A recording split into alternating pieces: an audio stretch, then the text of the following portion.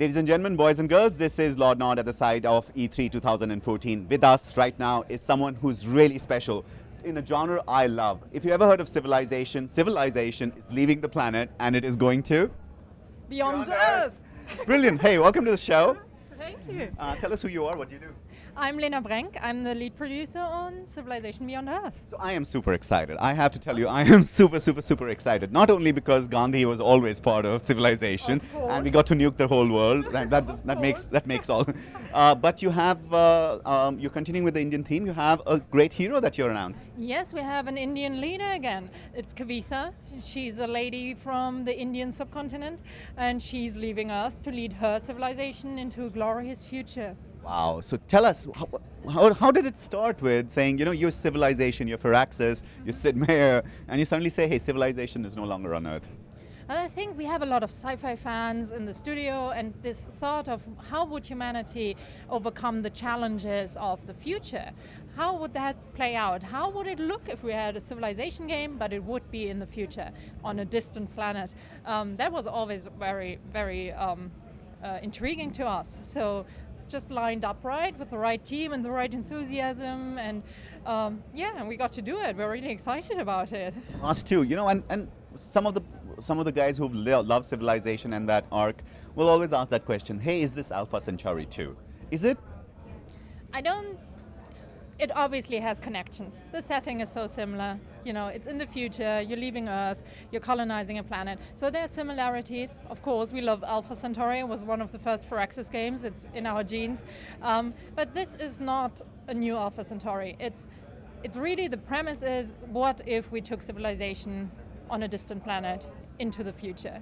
And getting that gameplay, keeping the civilization core, but getting it new and exciting in a sci-fi setting. Tell us more about that. Yes. So when you keep it similar, what does that mean, and what do you want to take into the new setting? Right, so it's a turn-based strategy game, that'll stay. You build your city, you build up yields, you explore. It's a 4X game. You will build your units, you will have conflicts with your neighbors. The usual Civilization gameplay is still there, but a lot of systems do change. For example, one of the big changes here is the technology research. So where in the historic civilizations, we're looking at a known history. So we know that the wheel was researched, and then refrigeration and so on. Now we don't really know what will happen. There's several theories of what could happen if we go into the future. And so we have a web now. You start in the middle of a web and you can go in any direction you want. So that's quite a huge difference to the Civilization you know. Then there's other things, like we have a quest system now, because again, we're not history, so you can't rely on that framework that history gives the players. You know, Civilization is about the player telling a story, not about Firaxis telling a story. So we need to give a new framework, tell the player about this planet they're landing on, about the aliens that are on this planet, about the resources they find on this planet. And giving that framework, we use a quest system, so you get little narrative chunks, and then you can tell your story with these chunks and set it together. Wow. And how many factions? You know, the factions have always been very important, and the leaders' traits have been really important. How have you addressed that? So we do have 8 factions, but actually the setup of the game is quite different too. We have the seeded start now. The seeded start means you get to equip your expedition. So it's not a bundle like it used to be in Civ 5, for example, where you have a leader and a trait, and you have the unique building and the unique unit and so on.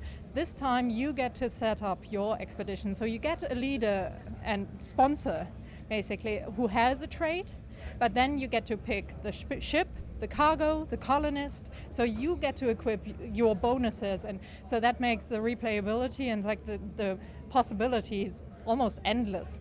So the 8 sponsors are just one of the 5 steps of things you get to choose before you even leave Earth. Wow, so yeah, I can just imagine myself going down the one more turn, and just going to play it one more time.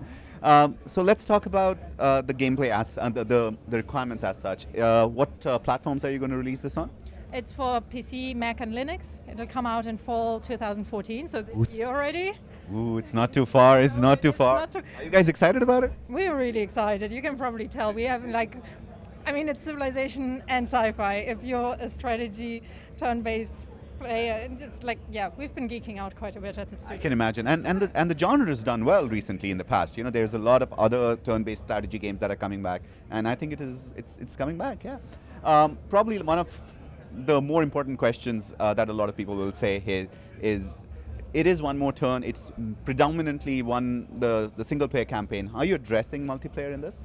So we will have multiplayer, but we don't have all the details yet because we're still working on it. We will have more details. Everyone's really excited about it. When do you think is the beta going to come out? And is it a public beta? Is it a closed beta? Yeah, there won't be a public beta.